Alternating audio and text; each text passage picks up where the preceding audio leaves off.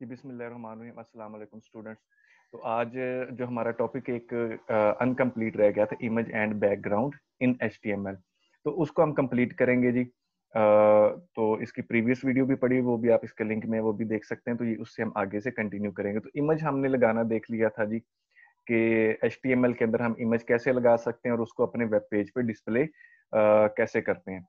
तो आज हम देखेंगे बैकग्राउंड, कि हम अपनी जो वेब पेज है उसका बैकग्राउंड कैसे सेट करेंगे। अगर बैकग्राउंड कोई इमेज लगानी है या बैकग्राउंड को कलर लगाना है, वो कैसे करेंगे, और टेक्स्ट कलर कैसे चेंज करेंगे। तो ये हमारे आज के टॉपिक है। तो इस वीडियो में हमारे साथ रहिएगा, कंप्लीट वीडियो ये देखिएगा ताकि आपको बैकग्राउंड के बारे में तमाम इंफॉर्मेशन मिल सके। तो बिना टाइम वेस्ट किए हम इंशाल्लाह चलते हैं जी अपनी स्लाइड पे। तो देख ये देखें जी, मेरी स्लाइड यहाँ पे ओपन हो गई है। ये देखें जी, बैकग्राउंड इमेज इन एचटीएमएल। तो पहले ये देखेंगे, उसके बाद बैकग्राउंड कलर को भी मैं थोड़ा सा डिटेल से आपके साथ डिस्कस करूंगा, ठीक है जी। तो जो बैकग्राउंड इमेज आपने लगानी होती है तो उसके लिए आपके पास बैकग्राउंड एट्रीब्यूट आप यूज करते हैं। बैकग्राउंड एट्रीब्यूट ऑफ बॉडी, ये जहन में रखिएगा, जो बैकग्राउंड है ये बॉडी का एट्रीब्यूट है। तो आप इसको बॉडी के अंदर यूज करते हैं जहां पे बॉडी का टैग लगा हुआ है। तो इसलिए मैंने लिखा the background attribute of body tag specify the background image of a web page. ठीक है, तो इस तरीके से आपकी जो वेब पेज पे जो बैकग्राउंड इमेज है वो स्पेसिफाई हो जाएगी, वो उस पर डिस्प्ले हो जाएगी। ठीक है, तो ये एक एट्रीब्यूट है, बैकग्राउंड एट्रीब्यूट, और इसी को यूज करते हुए हम जो है इस बैकग्राउंड एट्रीब्यूट को यूज करते हुए हम बैकग्राउंड इमेज डिस्प्ले करेंगे अपनी वेब पेज पे या वेबसाइट पे। ठीक है, तो ये बहुत सिंपल सा काम है और इतना ही तकरीबन बुक में लिखा हुआ है। बुक में कुछ ज्यादा इसके बारे में नहीं लिखा हुआ, बिल्कुल थोड़ा सा एक दो लाइनें लिखी हुई हैं और इसी तरह से एग्जांपल दी, और वही चीज मैं आपको बता रहा हूँ। लेकिन मैं आपको इसके साथ साथ इसका प्रैक्टिकल भी करके दिखा रहा हूँ कि इसका आपने प्रैक्टिकल में इसको बैकग्राउंड कैसे यूज करना है, उसको कैसे लगाना है। ठीक है, तो ये इसकी एग्जाम्पल है, तो यहाँ से देख लीजिए और फिर हम इसको अभी नोट पैड पे भी करके देखते हैं। ठीक है, तो ये देखें जी जी जी स्टूडेंट्स, तो ये मेरे पास नोट पैड ओपन हो गया। ये देखें ये जहाँ पे HTML के बाद बिल्कुल स्टार्ट में जहाँ पे हमारा HTML कोड होता है, जहाँ पे मेरा कर्सर भी है, जहाँ पे बॉडी लिखा हुआ है, बॉडी के कुछ, चूंकि ये बॉडी का एट्रीब्यूट है तो बॉडी के अंदर ही यूज होगा। तो देखें बॉडी के अंदर हम यूज करते हैं ये एट्रीब्यूट, बैकग्राउंड लिखना है इक्वल डबल कोटेशन मार्क, और डबल कोटेशन मार्क के अंदर आपने उस जो इमेज आपने सेलेक्ट की हुई है कि जिस इमेज को आपने बैकग्राउंड पे लगाना है उसका नेम लिख दीजिए, ये यूआरएल। तो ये मैंने कुछ इमेज सेलेक्ट करके रखी हुई, सपोज दैट ये वाली इमेज देख लीजिए। ठीक है, इसका मैंने नाम रखा है ब्लैक। ठीक है, BLACK ब्लैक। और ये इसके साथ ये भी शोर है कि ये कौन सी फाइल है, ये JPG फाइल है, ये आपको नजर आ रहा होगा। ये देख लीजिए आप ये। ठीक है, और इसको हम यूज करते हैं जी जी। तो देखिए जी, मैंने लिखा बॉडी, और बॉडी के बाद background is equal to double quotation mark, और यहाँ पे मैं लिख देता हूँ ब्लैक डॉट JPG। ये मैं लिखा बस, और मैं कुछ भी लिखता हूँ और इसको सिर्फ सेव कर देता हूँ। सिंपल सा काम है, कोई ज्यादा नहीं, आप बड़ी आसानी से ये कर सकते हैं अगर आप करना चाहें तो। ठीक है, ये देखें अभी यहाँ पे वो इमेज बैकग्राउंड मेरा कुछ भी नहीं है। ठीक है, अभी जैसे ही मैं इसको रिफ्रेश करूंगा तो ये देखें ये वो डिस्प्ले हो गया। लेकिन अब ये जो मेरी टेक्स्ट लिखी हुई थी ये हाइड होगी, तो मैं इसका कलर चेंज कुछ इस तरह से कर देता हूँ कि इस बैकग्राउंड पे अच्छी लगे। ठीक है, तो हम नोटपैड में चले जाते हैं और इसी बॉडी के अंदर एक और बॉडी का एट्रीब्यूट है जिसको हम टेक्स्ट एट्रीब्यूट कहते हैं। लिखना है आपने text is equal to double quotation mark, और जो टेक्स्ट हमारी लिखी उसका कलर मैं कर देता हूँ व्हाइट। ये मैंने व्हाइट ली दे, ये देखें text is equal to colour, आप यहाँ पे कोई भी कलर यूज कर सकते हैं, ये टेक्स्ट का कलर होगा। तो देखें जी, अभी टेक्स्ट इसको मैं सेव करता हूँ और टेक्स्ट व्हाइट कलर में आ जाएगी। इसको मैं अभी टेक्स्ट ब्लैक कलर में रिफ्रेश करता हूँ, ये देखें टेक्स्ट जो वो व्हाइट कलर में आ गई। दूसरा बैकग्राउंड भी आपको यूज करके दिखा देता हूँ जी। दूसरा बैकग्राउंड ये मैंने एक सिलेक्ट और किया हुआ था, ये वाला, ये लाइट्स के नाम से। ठीक है, ये देखें ये मैंने जो बैकग्राउंड एक डाउनलोड किया हुआ था, तो ये मैं आपको दिखाता हूँ जी जी। तो जहां पे ये लिखा हुआ ब्लैक, क्योंकि उस बैकग्राउंड का नेम था और इसका नाम था लाइट्स। ओके, लाइट्स में लिखा डॉट JPG वैसे ही रहेगा क्योंकि ये भी JPG फाइल है।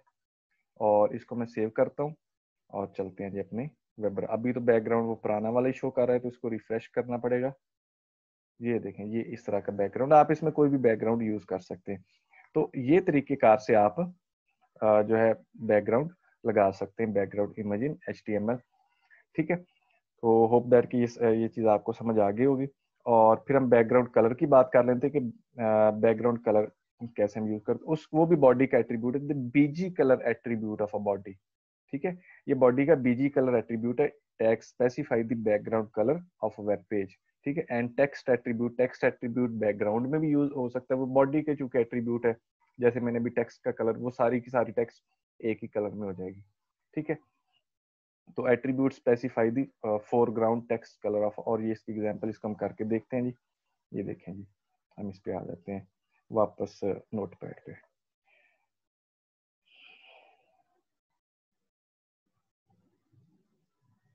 मैं इसको डिलीट कर देता हूँ यहाँ से एक दफा के लिए सारे को, और अब यहाँ पे लिखता हूँ BG colour.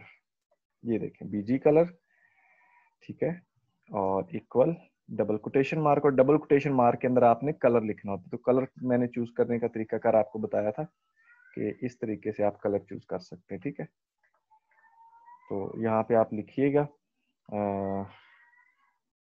Colour code for HTML। Okay, enter करें, और जो पहली वेबसाइट आएगी HTML कलर कोड्स के नाम से, इसको आपने क्लिक कर देना। ये वेबसाइट यही आपने यूज करनी है, ये बेहतर है वेबसाइट।